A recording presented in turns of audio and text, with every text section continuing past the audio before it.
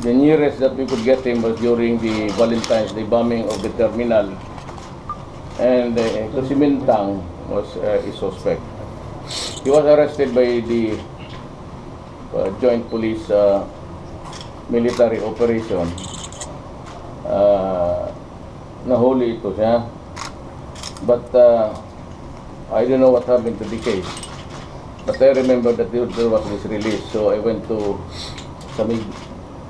I think it was Dodong was that one to make this last night. Sibay ko ano nangyari, sabi nila may ano kami sir, may order agreement. Ikaw pirmi ang kuwan. Ikaw pirmi ang gawat o pangalan mo na. Ay yung pangalan ko. No, Abdullah ang pangalan. Yung si Mantang. Hindi ko po yun. Yan, hindi ko po. Bostan ko lang ako kung ganun daw. Is 2007. bakit ang ginawa mo ito noon? Nagsama lang ako sa Pulis nyo ngayon? Polisi lang. Sa Tobago City? Ang he sports with so many names. Sometimes he is called Abdul Manap Mintang Aka, also known as, this is what is meant, Terso Manap Maogalilin Abdullah Pandito Hamza, and resident of Montawal, Maguindanao. I do not remember na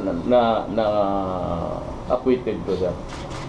Because if he is, then wala na tayong magawa. But he was arrested pursuant to an operation conducted by the AAP police.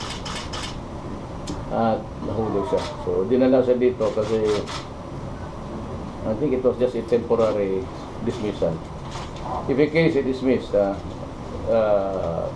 not in a regular or maybe lack of probable cause order or na binitawan. Pero kung after a trial, court mo, we will just have to tingnan natin kung ano.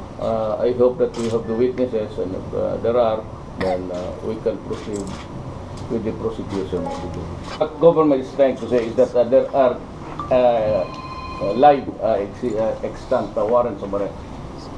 And for as long as there is no acquittal here, if it's just a temporary dismissal of the case, and it could be based on any ground.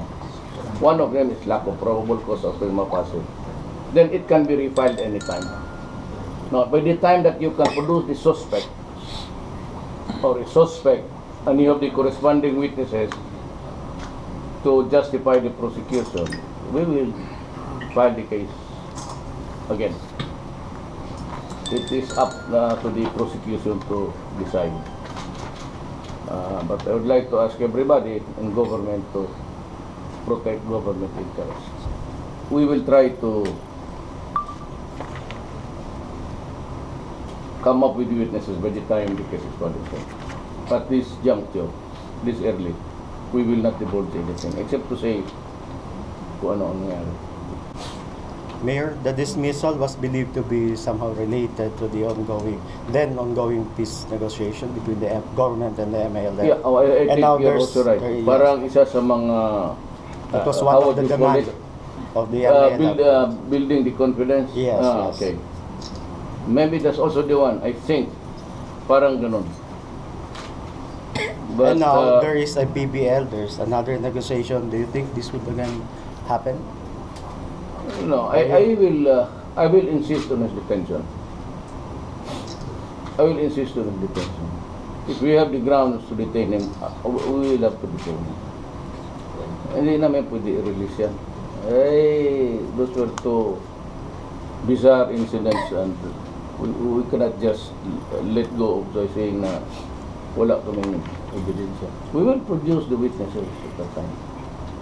There are witnesses. I hope they are now in our custody.